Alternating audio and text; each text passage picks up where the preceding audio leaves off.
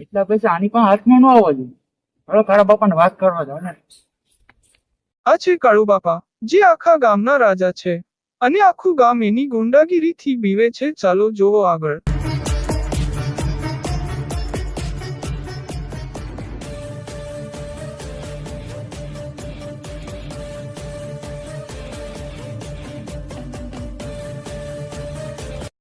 Boss boss, એક સારા સમાચાર છે અને એક ખરાબ સમાચાર છે.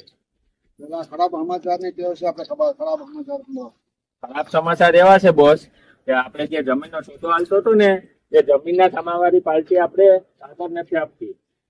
તમે 4-5 જણા જાઓ, ન આપે પછી મને આવીને કહેજો. અને હવે સારા સમાચાર બોલો. ખરાબ સમાચાર એવા છે બોસ કે જે આપણે મુંબઈથી માલ લાવવાનો હતો ને